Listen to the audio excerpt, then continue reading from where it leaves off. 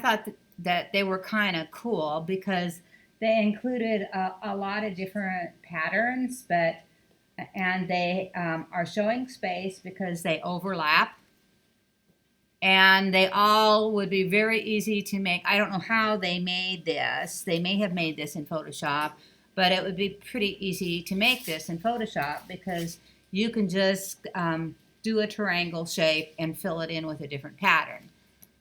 All right, so I've gone online. I'm sorry? Mm-hmm. I've gone online and looked for fabric. All right, so here I am, and I just went into google.com and I did a search for fabric. And you could do more elaborate search, or if you like a specific kind of fabric, or what we're looking for are patterns that we could make and use to do a simple shape design like this.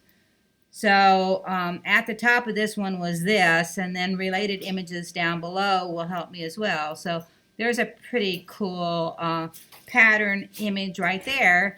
So I'm just going to right click it and save that image onto my desktop just the way that it is.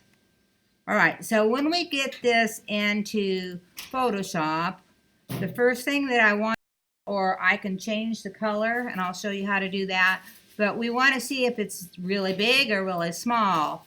So we're going to go to image size, and we'll look at the width is 7 by 7 inches, but the resolution is 72 dots per inch, and we're making our things at 300 dots per inch. So that's going to be a pretty small pattern, and we would have to do a lot of manipulating to change it.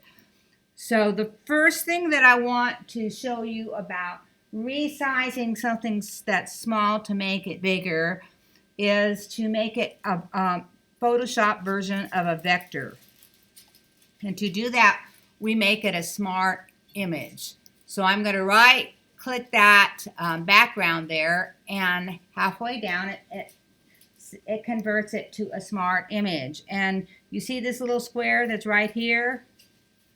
That means that it has locked it as a type of a vector. So now I can go to the image size, and I could change the resolution to 300. And we'll look and see what happens when it gets bigger. That view at 100%, that's what it looks like. And it is a little blurry. And when that happens, I usually will put a filter on it and try to take care of the blur. So I can go into my filter gallery, and we have brush strokes, we have artistic things, we can cut it out, we can try fresco. The fresco now has outlined them and made that very dark, so I might not like that. But postering the edges or underpainting or trying watercolor on it, that I may find a pattern that I like that I could live with. And that shadow intensity is very dark right there, so I'm going to lighten it down. That doesn't look bad, and it isn't posterized, so I'm gone with that, and I can view it on the screen. Now I could save that as a pattern right now as it is if I like the color, and I can make several patterns out of it just by changing the color. So if I go to edit right there, I can click define pattern, and now I have a pattern that I'm making there that I could call it the name of that fabric. So that's probably pretty long name of it, so I'm just going to go and take out everything after that and type in tan, beige, and click OK. All right, and where those are is when you click the paint bucket here, up here at the top, there's foreground, which means it's a solid paint bucket, and there's pattern. So, and these are all of the patterns. And you can add patterns here with this little tool if you have it. And there's nature patterns, rock patterns, texture patterns, grayscale patterns. And you'll have those were all grayscale. There's the last one that I just did. So I have that, and I could pour that pattern now into a shape or a square. And I've made whatever fabric pattern that I want. If I want that to be another color, which I'd like it to be more tree-like, since I'm probably going to use it for the trees, so I can go and change the hue and the saturation of the whole entire thing. So I can make it greenish.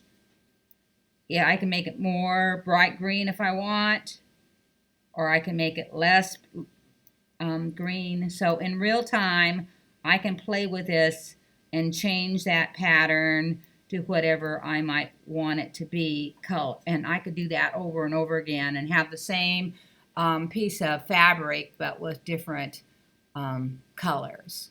And now I can do it again. I can go to edit and define pattern, and then maybe we'll just call this green. All right, so I've got two that I made from that specific piece of fabric. That's easy, right?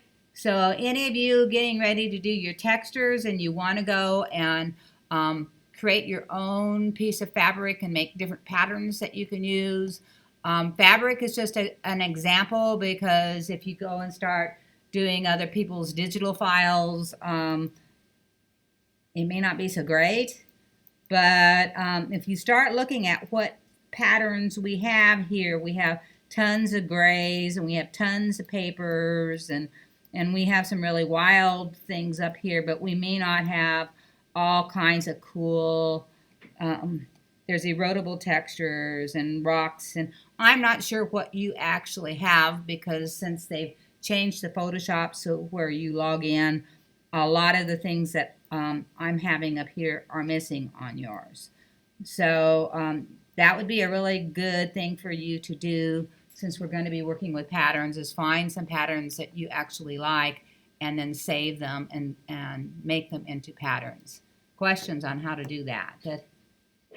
All right, so those now will pour out of my paint bucket into whatever shape I want it to be.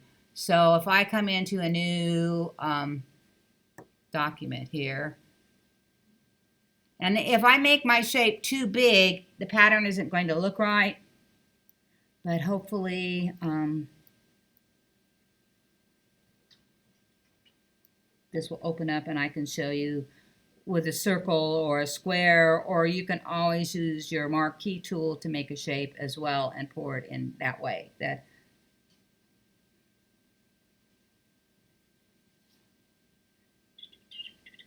My Photoshop is just taking forever. I have a lot open. Let's see if I can open.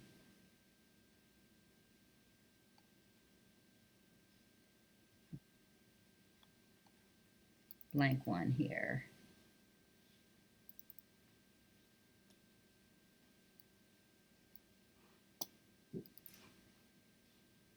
Okay, so I'm just going to come over here and make a ellipse so I can pour that in into that brown shape there, that black shape, and pour that pattern in that I just had.